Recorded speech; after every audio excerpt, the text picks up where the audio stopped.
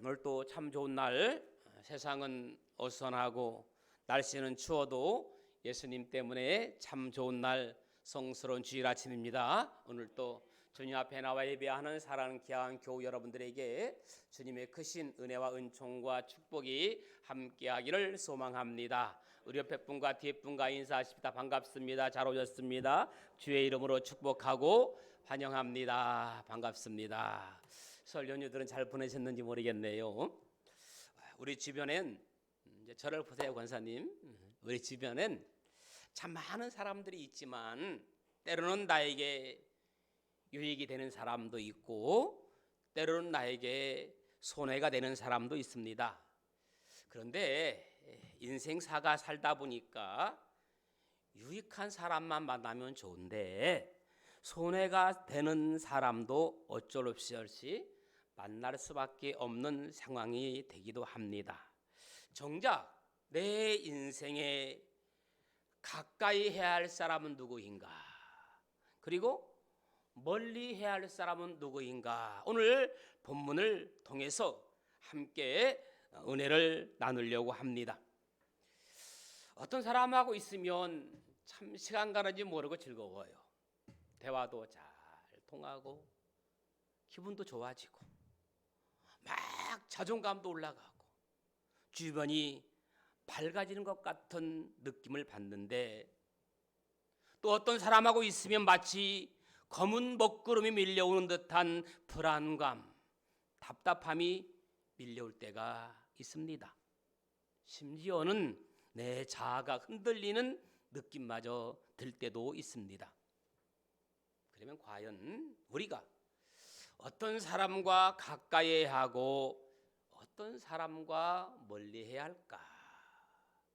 먼저 저는 이렇게 생각합니다. 나를 있는 그대로 받아주고 나를 존중해주는 사람과 가까이 하시기 바랍니다. 할렐루야. 여러분, 나를 받아주고 나를 존중해주는 사람과 가까이 해야 되죠.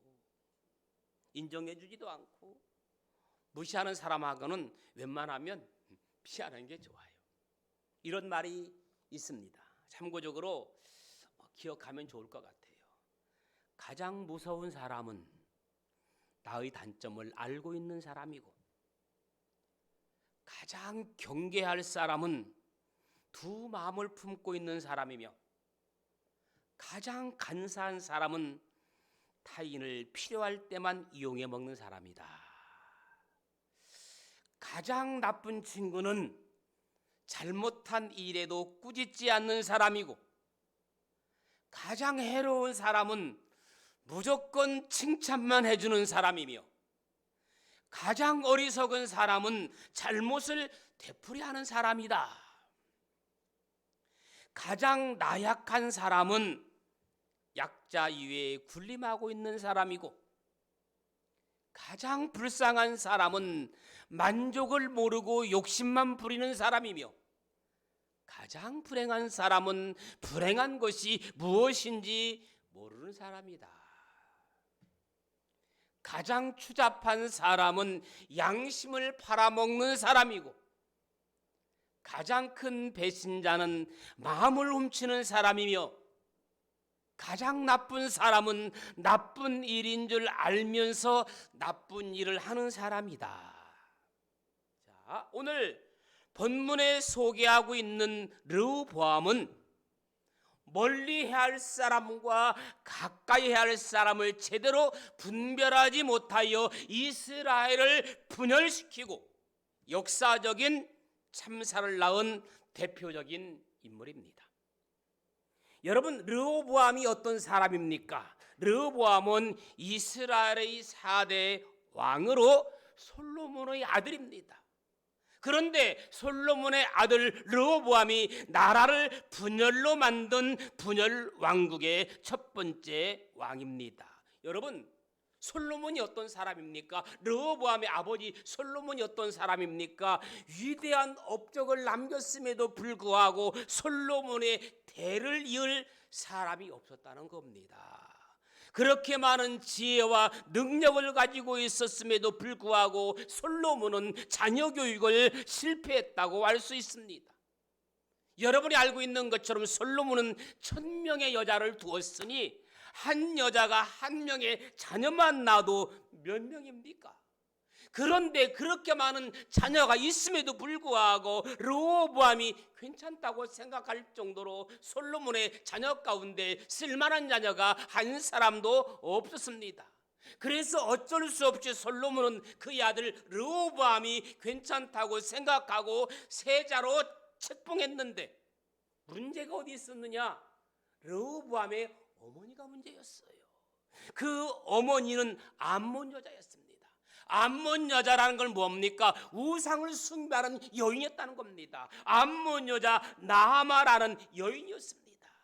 결국 르호보암은요, 어머니 우상 숭배하는 나아마의 영향을 받아서 성경 본문을 보면 우상을 숭배하고 다른 사람 말을 듣지 아니했습니다. 그래서 나라가 나누어지게 된 겁니다.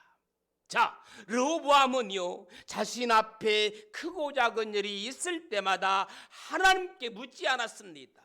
하나님의 종들인 선지자에게 묻지 않고 기도하지도 않았습니다. 자기 또래 친구들이 그저 아첨에 빠져서 어리석은 선택을 했습니다.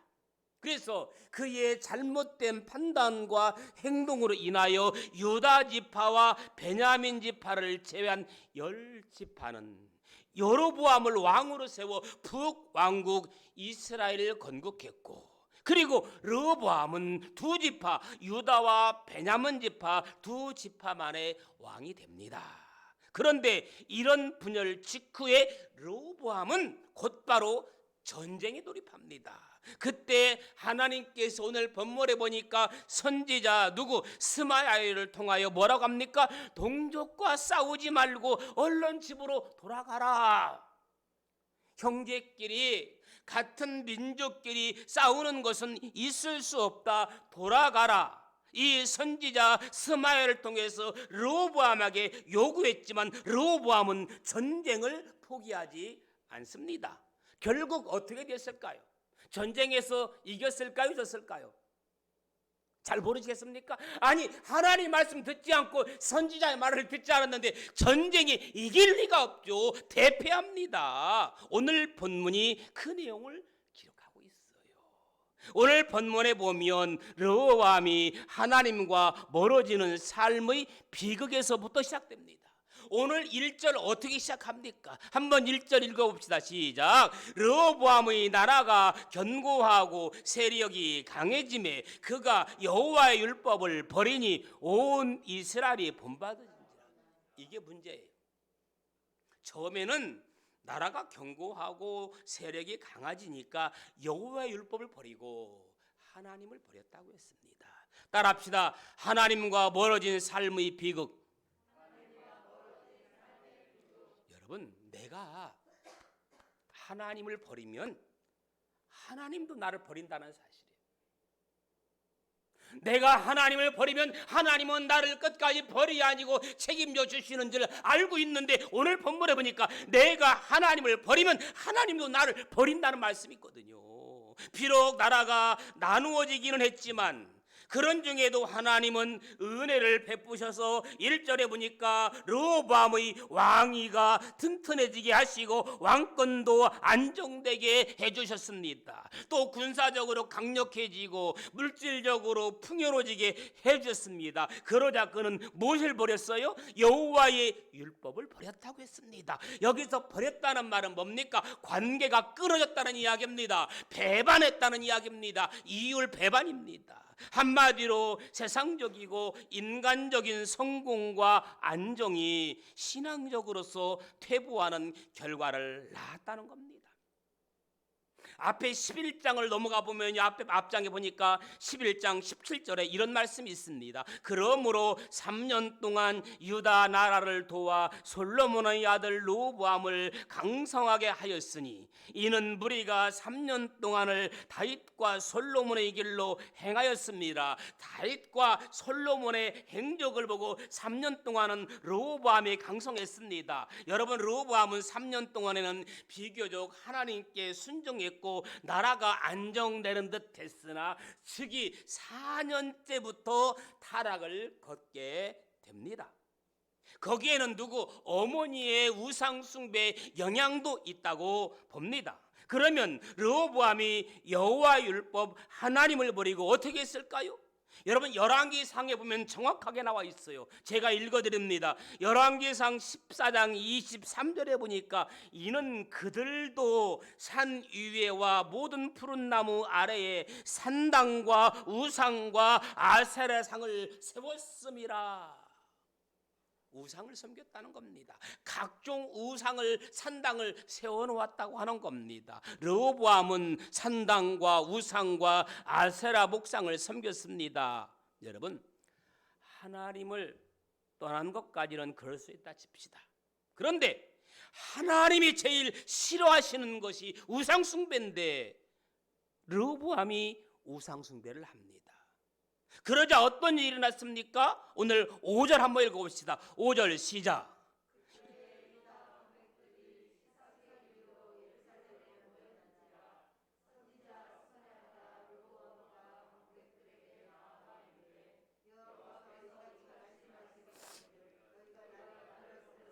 나도 너희를 버려 시삭의 손에 넘겼노라 하셨다 한지라.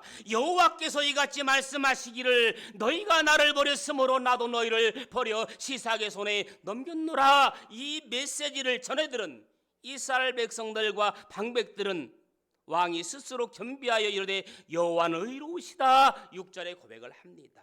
그러니까 뭡니까? 우리를 버린다 하니까 자신들의 잘못을 뉘우치면서 스스로 겸비해지겠다는 이야기입니다. 여러분 이 겸비하다는 것은 뭡니까? 자신의 잘못을 인정하는 것이고 지금 일어난 상황에 전적으로 내 탓임을 인정하니까 내가 잘못을 뉘우치겠다 이렇게 이야기하는 거예요. 지금 여호수아가 하나님께서 벌하시겠다고 하니까 망하게 하겠다고 하니까 내가 잘못했다고 내가 돌이키겠다 회개하겠다 뉘우치겠다 이렇게 말하니까 하나님께서 어떻게 합니까? 잘못했다는데 뉘우치겠다는데 잘하겠다는데 겸비하게 돌아가겠다는데 어떻게 해요? 버렸다고 말하는 하나님이 7절에 중반절에 보니까 이런 말이 있습니다. 내가 멸하지 아니하고 저희를 어떻게 구원해요? 조금 구원.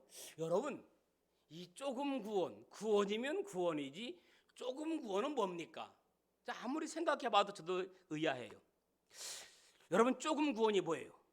이 말은 가까스로 구원을 받게 하겠다 하는 말씀입니다. 왠지 우리가 종종 스스로가 잘 쓰는 부끄러운 구원을 하시겠다는 말씀처럼 들립니다. 그런데 여러분 성경에 과연 부끄러운 구원이라는 단어가 있습니까?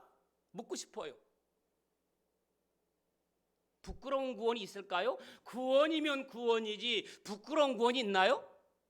며칠 전에요 한 지인을 만나 이야기하는 중에 부끄러운 구원을 받았다는 얘기를 했어요. 그분의 말에 의하면 얼마 전에 아버님이 돌아가시기 전에 목사님 모셔서 영접 기도해 주시고 부끄러운 구원을 받고 돌아가셨다. 저한테 그런 얘기를 해요. 여러분 죽기 전에 주님을 영접한 사람은 과연 부끄러운 구원을 받은 것일까요? 장로님 이렇게 우리처럼 열심히 안 믿고 그냥 임종 전에 목사님 영접 기도하고 그 사람을 하늘나라 인도했다. 이거 부끄러운 구원입니까? 온전한 구원입니까? 예? 온전한 구원이에요? 이건 온전한 구원이 아니다. 부끄러운 구원이다라고 생각하시는 분 잘 모르시겠습니까? 그러면 모태신앙은 자랑스러운 구원을 받은 것이고 죽기 전에 영접한 사람은 부끄러운 구원을 받은 것일까요? 자, 여러분 마태복음 20장에 보면 천국은 마치 포도원에 일하러 들어온 품꾼으로 비유했습니다. 그렇죠? 그런데 거기에 보니까 제3시에 온 사람이나 6시에 온 사람이나 9시에 온 사람이나 11시에 온 사람이나 모두 한 데나리온이라는 같은 삭을 받은 것으로 나타납니다. 모두가 같은 구원을 받는 것으로 보는 것이 타당하다고 봅니다. 과연 하나님 나라에도 그와 같은 차별이 있다고 본다거나 또한 부끄러운 구원을 받은 사람은 우리가 흔히 개털 모자를 쓰고 전도 많이 하고 봉사 많이 한 사람은 금멸관을 쓴다고 하는 생각은 하나님 나라와 근본적으로 사실 맞지는 않습니다. 그러면 과연 예수님이 십자가에 달린 우편 강도에게 너는 나와 함께 낙원에 있으리라, 이 강도는 부끄러운 구원일까요? 과연 주님의 일을 많이 한 자와 적게 한 자가 똑같은 구원을 받는다면 많이 한 자가 배 아플까요? 그럴까요? 나는 봉사를 많이 하고 더 열심히 오랫동안 예수 믿었는데 늦게 와가지고 예수 믿고 구원받았다고 하면 먼저 오랫동안 봉사한 사람이 그 사람을 시기하고 질투해야 맞습니까? 만약 제가 받은 구원과 십자가 상의 강도가 받은 구원이 같다고 한들 제가 배 아플 이유는 없습니다. 구원에 대해서 의견이 분분합니다. 구원이면 구원이지 무슨 부끄러운 구원이 어디 있느냐. 어떤 분은 아니다, 부끄러운 구원도 있다, 이렇게 말합니다. 여러분은 어떻게 생각하십니까? 요한계시록 21장 4절 5절에 보면 천국을 이렇게 말합니다. 모든 눈물을 그 눈에서 닦아주시니 다시 사망이 없고 애통하는 것이나 곡하는 것이나 아픈 것이 다시 있지 아니하리니 처음 것들이 다 지나갔음이로라. 보좌에 앉으신 이가 이르시되 보라 내가 만물을 새롭게 하노라 하시고 이르시되 이 말은 신실하고 참되니 기록하라 하시고, 이 말씀을 보면 부끄러운 천국은 없습니다. 더 쉽게 제가 이런 예를 한번 들어볼게요. 지금은 대학을 들어가려면 수능을 보기도 하고 심지어는 수능을 보지 않고 내신 성적으로 수시로 들어가기도 합니다. 제가 대학 들어갈 때는 예비고사라는 제도가 있어서 몇 점 만점? 320점 만점이었습니다. 제 기억 속에는 체육도 있어서 체력장이 20점이었어요. 그래서 남자들은 팔굽혀펴기, 턱걸이, 여자들은 철봉 오래 매달리기를 한 것 같아요. 그런데 그때나 지금이나 제일 들어가기 어려운 대학은 S대 서울대학입니다. 그 당시에도 서울대학 법대 합격 예상 점수는 항상 320점 만점이었던 것 같아요. 그런데 모두 어떻게 안전 하향 지원을 하는 바람에 정원 미달 사태가 벌어져서 280점으로 지원한 학생이 운 좋게 합격이 되었습니다. 이때 320점 만점에 들어갈 수 있는 서울법대생이 280점으로 들어갔으니 부끄러운 입학일까요? 감격스러운 입학일까요?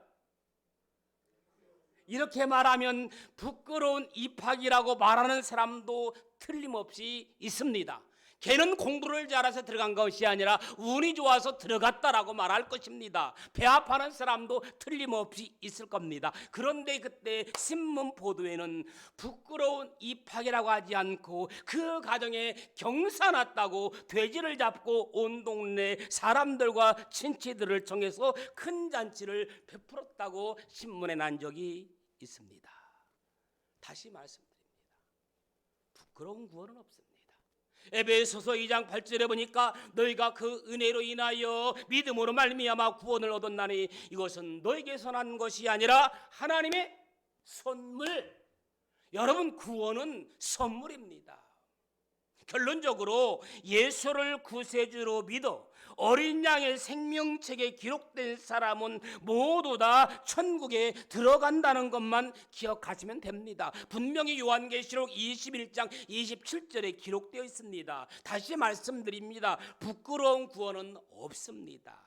가정한 겁니다. 설사 있다고 해도 그런 말에 휘둘리거나 신경 쓰지 않아도 팝니다. 여러분, 또 천국에 상급이 있다고 하는데 천국에서는 상급이 다르다고 하는데 그것도 신경 쓸 필요가 없습니다. 천국에서 받는 상급은 별로 중요하지 않습니다. 천국에 입성하면, 천국에 들어가면 그걸로 충분하지 않을까요? 천국에서 작은 자면 어떻고 큰 자면 어떨까요? 천국에만 들어가면 되지 않느냐고 역질문을 드립니다. 서울대학에 들어가면 됐지 굳이 나는 미달로 들어갔다 운이 좋아서 들어갔다 그럴 필요가 없다는 말입니다. 그리고 더 중요한 것은 주님이 알아서 하실 일을 가지고 우리가 왜 이런가 저런가 이럴까 저럴까 왈가불가할 필요 없다는 겁니다. 내가 할 일이 있고 주님이 하실 일이 있습니다. 천국의 문제는 나와 상관이 없습니다. 천국이 어떤 것이고 천국에서 어떻게 되어지는지는 모릅니다. 가보지 않았기 때문에 그 다음은 우리는 중요한 것은 천국에 가면 되는 것이고 천국의 세계는 천국의 주인이신 하나님이 알아서 하시는 거예요. 아멘. 자, 그 다음에 오늘 8절에 보니까 하나님을 버린 결과가 비참함이 나타납니다. 한번 8절 읽어볼까요? 시작.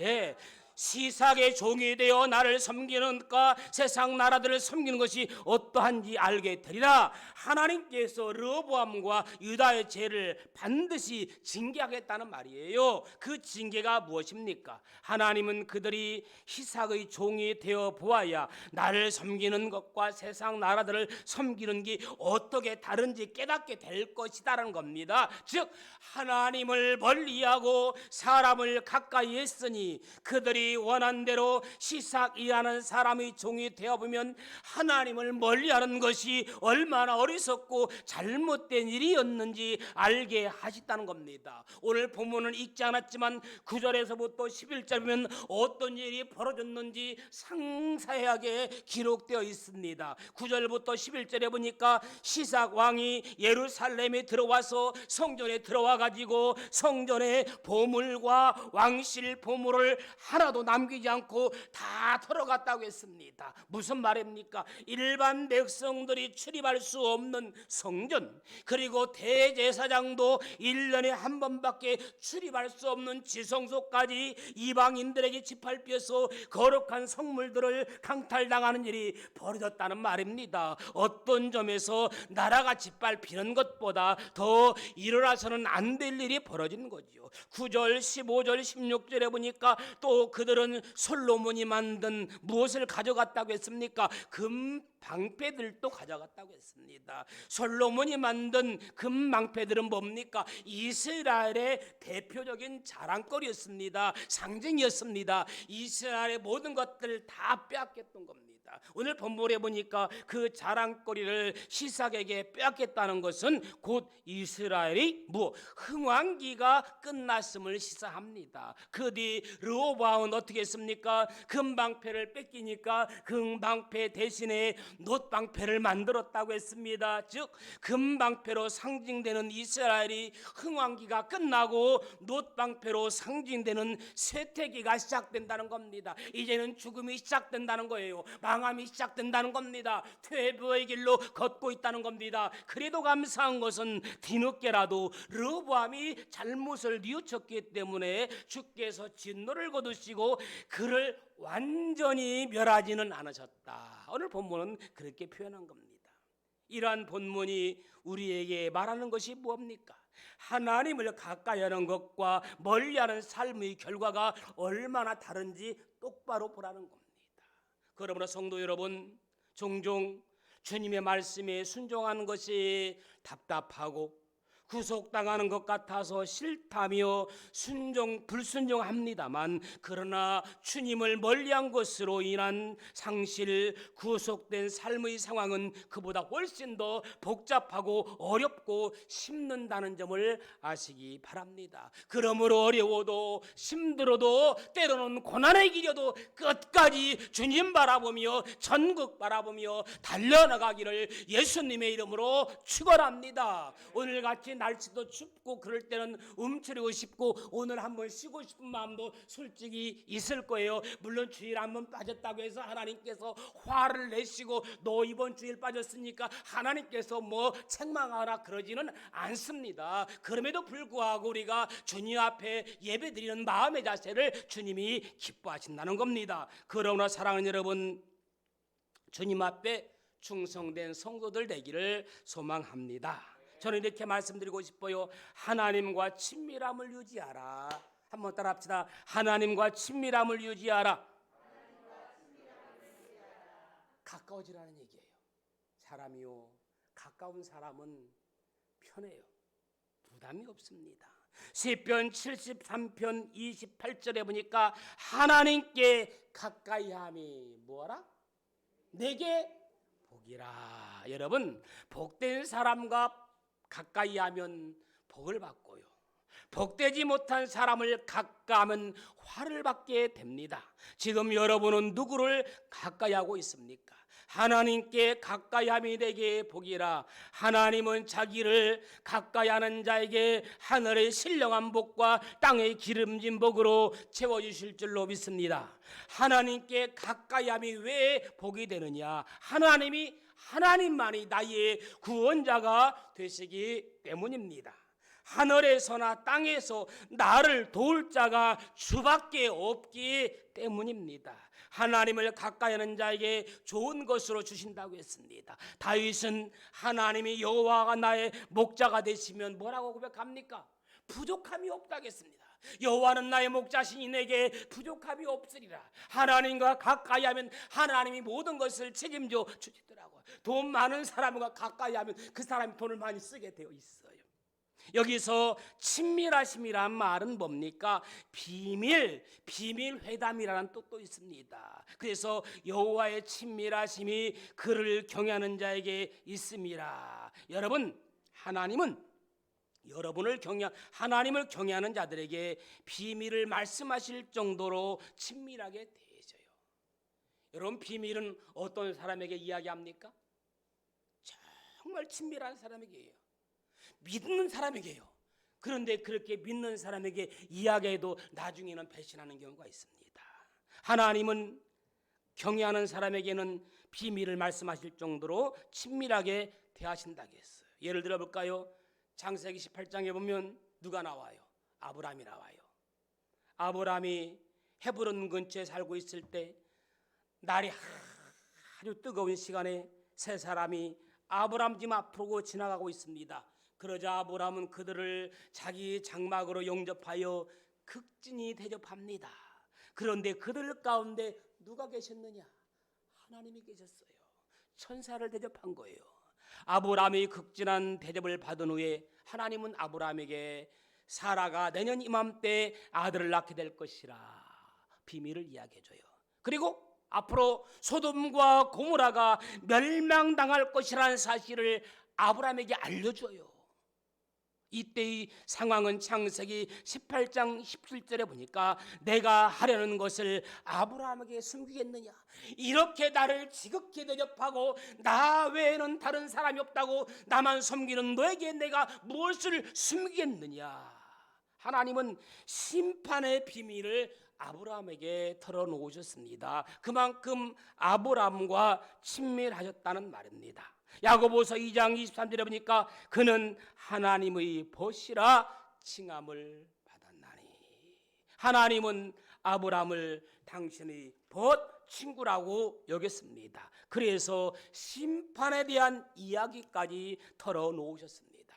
여러분, 세상과는 비밀이 있습니다. 사람과는 비밀이 있습니다. 아무리 가까운 사람에게도 말 못할 비밀은 있습니다. 이 비밀은 죽을 때까지 간직해야 할 나만의 비밀도 있습니다. 그러나 주님께는 비밀 없이 모든 것들을 다 내려놓고 보따리 털어놓고 이야기할 수 있는 가장 가까운 사람이 예수님이기를 주님의 이름으로 축원합니다. 아멘. 말씀을 정리합니다. 사랑하는 여러분, 여러분이 하나님께 가까이 나아갈 때 하나님께서는 여러분의 따뜻하게 맞아주시고 친구처럼 손을 잡아주신다는 것은 정말 놀라운 일입니다. 하나님은 오늘도 여러분에게 친밀하게 다가오십니다. 사랑하는 내 아들아, 사랑하는 내 딸아, 너가 일주일 동안 얼마나 추운 날씨에 힘들고 어려웠느냐, 직장에서 얼마나 고생하고 얼마나 눈치 보며 힘들게 살아왔느냐. 그럼에도 불구하고 이 추운 날 나를 보기 위해서 나왔으니 내가 너에게 모든 것을 다 이해하고 내가 너의 비밀스러운 모든 것들을 다 덮어주고 내가 다 너의 어려운 일들을 해결해 주겠노라. 그러므로 주님께 더욱 가까이 하여서 아브라함처럼 하나님 친구가 되는 자리에까지, 에녹처럼 하나님과 늘 동행하는 자리까지, 주님의 은혜를 누리고 하나님의 비밀을 아는 자리까지, 하나님의 깊고 풍성한 사랑을 경험하는 자리에까지 나아가시기를 예수님의 이름으로 축원합니다. 한번 따라합시다. 하나님을 가까이 하라. 기도하겠습니다. 좋으신 아버지 하나님, 오늘 또 하나님을 가까이 하기 위해 이 자리에 나왔습니다.